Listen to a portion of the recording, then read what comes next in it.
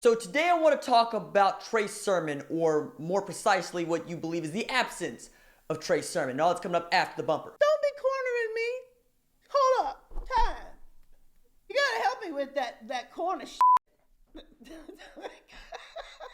What's up, kid folks? It's RJ Young. I'm not on step milk. Consider hitting the like and subscribe button because I upload a video every single day. It's always OU related, college football related, sports related. We have a good time today. I want to talk about the folks who continue to blow up the comments on this channel of my Twitter mentions.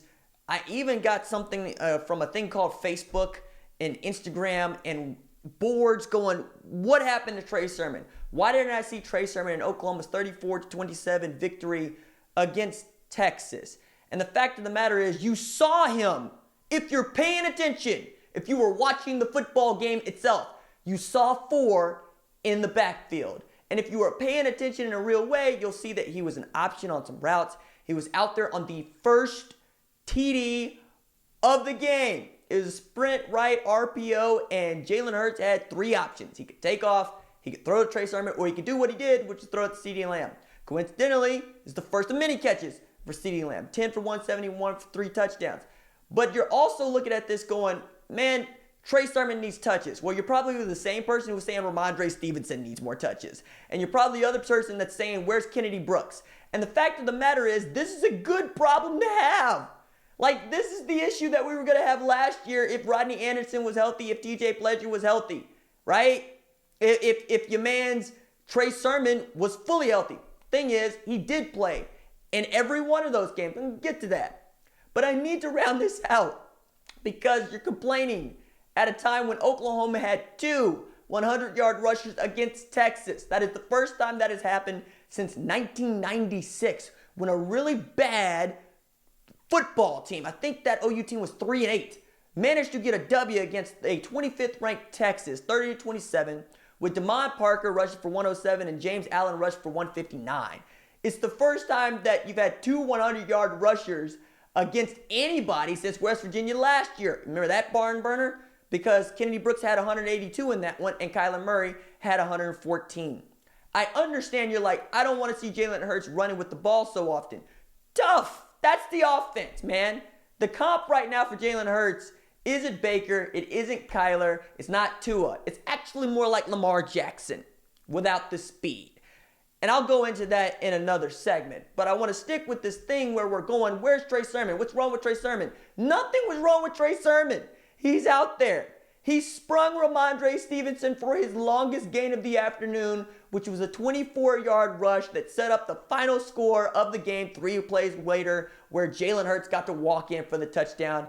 And we get to see Jalen Hurts have over 300 yards, accounted for passing and rushing again, and we get to see him with 4 touchdowns with the 2 turnovers. But this thing where you're saying Trey Sermon needs more touches, he's a running back.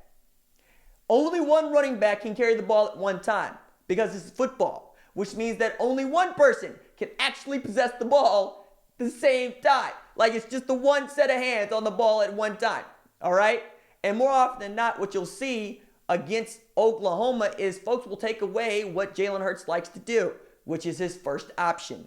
He doesn't necessarily go through his reads. He's still learning to actually trust dudes to run and get open. But he's more often going to go 1, 2, pull, or just 1 pull and go. Now you could say, hey, Riley, draw up some more run plays for this run offense that is averaging better than 7 yards per carry. That is just routinely getting up toward that 300-yard mark. Had 276 yards rushing on 38 carries against Texas, which is the number 11 team in the country at the time. All right? I'm just saying, some folks are getting twisted about this in the way that you ordered a pepperoni pizza and complained about having too many pepperonis on your pizza. It's like the dude that goes into the sports bar and says, I would like to watch ESPN. And they say, cool, we have every sports channel there is. And you go on, I only asked to watch ESPN. Why are you presenting me with all these options? My goodness. Or it's like your girl. Or sometimes like my girl. But I don't want to get into that. Well, I do want to get into that. I want to get into that and say, Laurel ferried me down to Texas. Well, she was my companion, is to put this much more succinctly. And she took care of me in these moments where I'm literally fried and I'm doing all this work, and my phone is being blown up with text messages and whatnot. People want to meet up. People want to see stuff. When folks come up to me, I enjoy it. It's fun. But everybody needs someone in their life to keep them level-headed and not necessarily humble, just kind of tell you that everything's going to be all right and you're going to be okay. And even do stuff like put my hair in a ponytail. Or even say, let's eat this, not that. Make sure that we hit In-N-Out Burger on the way back. And literally held the phone for 4 hours so that I could hear LSU Florida, because I could not pick up the game on any of the FM radio stations that I was trying to tune to while driving through Oklahoma on the way back to Tulsa. So yes, shout out to my girlfriend Laurel, who took very good care of me over these 2 days. I brought that up to say that sometimes you'll ask your girl like what she want to eat, and you're like, what do you want to eat? And you'll say to her literally anything, pick something.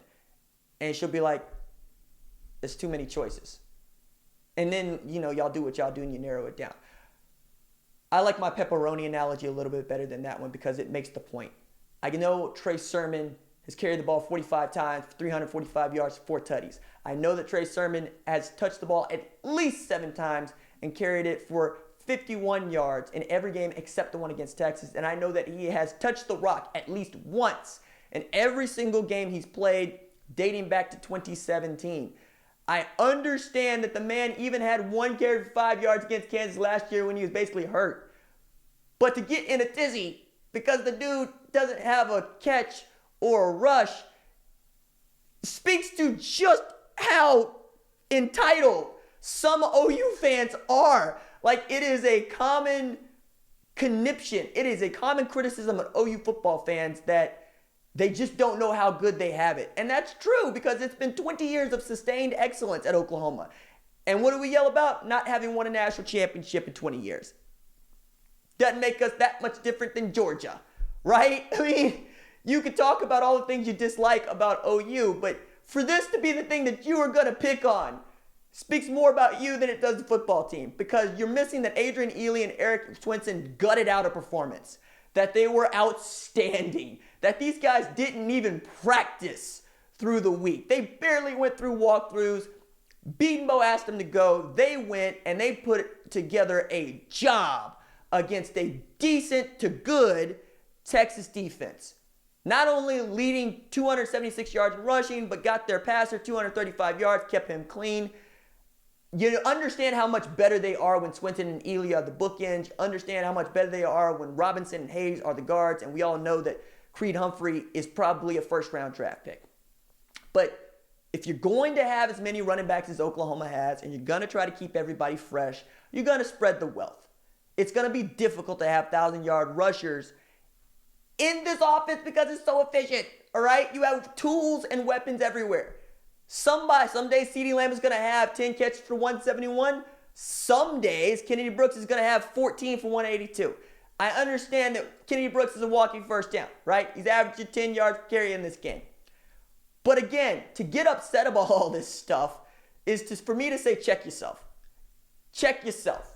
Because you're doing that thing where you're showing your privilege.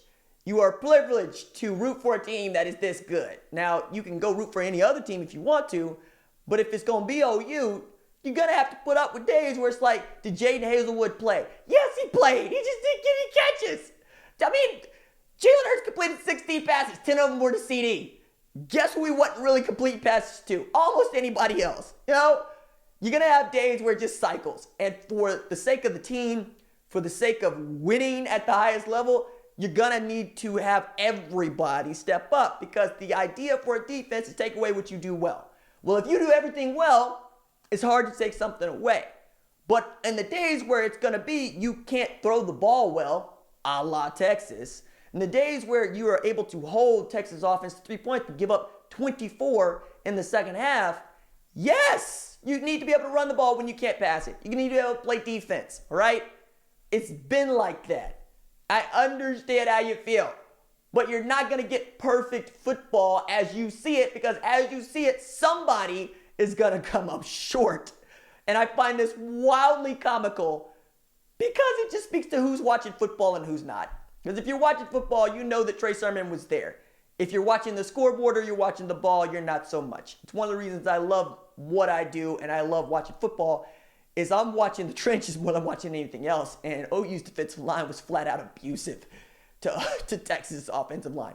Parker Braun, Shaq Ford, Sam Cosmi, those dudes didn't know if they were coming or going. Jalen Redmond was in their grill and in Sam Ellinger's grill. But that's getting into defense. I just want to do an upload on Trey Sermon because I did the looking to satisfy your curiosity, and now you have this answer. And now I hope you never ask again where somebody was. I hope you will look at the football that is being played and say, are they winning? Are they moving the ball? Okay. Deuces.